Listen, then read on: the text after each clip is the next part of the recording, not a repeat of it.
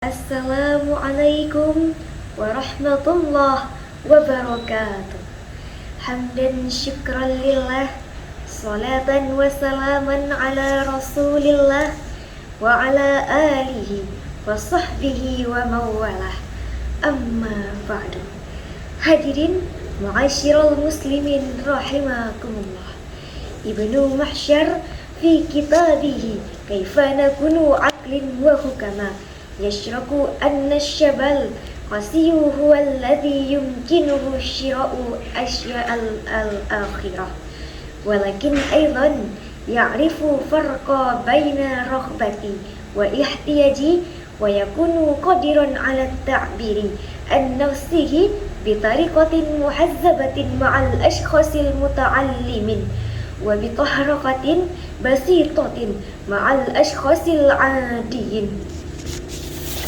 وما ذلك ما هو مصيف بالنسبة للجمهور، وأننا إذا استكشفنا على الأرقام فسنرى كم من جيل الشباب لدينا لا يزالون لا يفعلون شيئا كل يوم ويتركون المدرسة ويكونوا عاطل عن أمل وغير منظم ولا يخلق شعرهم أبدا، ولديهم تطلعات كبيرة لأن يصبحوا حكما، ولكن هوايتهم الوحيدة هي الشهر على سرير، وفي نهاية لا يصبحون حكما، ولكن بدلا من ذلك يصبحون عاطل العمل وتدمر حياتهم.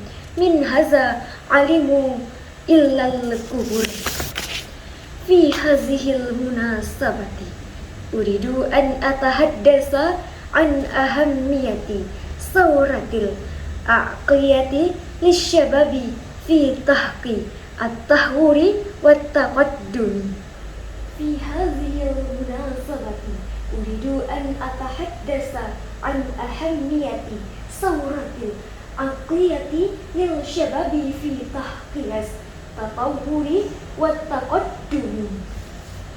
بناء على القرآن الكريم سورة مريم الآية 59 يقول الله تعالى: أعوذ بالله من الشيطان الرجيم بسم الله الرحمن الرحيم لقد كان لكم في رسول الله أسوة حسنة لمن كان يرجو الله واليوم الآخر وذكر الله كثيرا.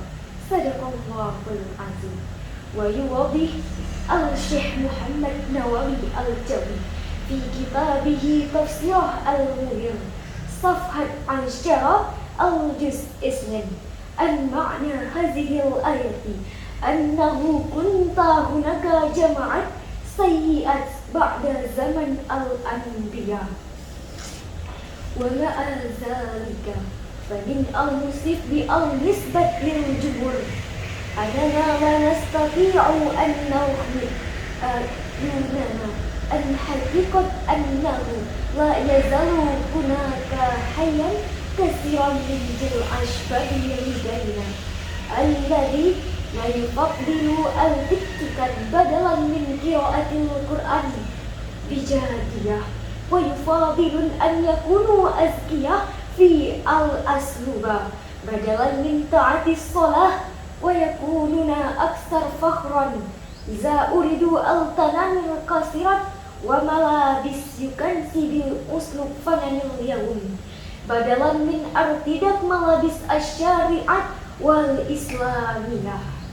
Rasulullah sallallahu alaihi wasallam bersabda, "Khuzu min syababika li'uqudika allati ba'daha." Lidzalika yajibu an nas'a li tahwilil aqliyah lil syababi, yajibu an nu'allimahum ahamiyatal ilmi wa taqwa wal ma'ya zatihi, yajibu an nusa'idahum ala taswiri qudratihim wa tamayyuzihim hatta yasbuhu afradan salihin ailatin sakinah mujtama'atin marhamah wa biladan tayyibah. Minal kalami ألا يمكننا استخلاص ثلاثة استنتاجات. أولا، دعوانا ندرك أهمية الثورة العقلية لجيل الشباب. والثاني، للإنتاج الإندونيسي النبيل نحتاج إلى دعم جميع مكونات الأمة، ويجب الحفاظ على وحدته حتى تتحقق على روح في الدنيا والآخرة. ظهور الياسمين الأبيض يعطر في الصباح وينتهي كلامي هنا. إذا ارتقدت أحد أتصل بمسد أورورا.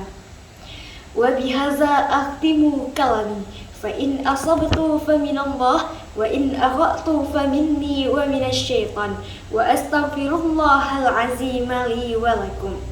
والسلام عليكم ورحمة الله وبركاته.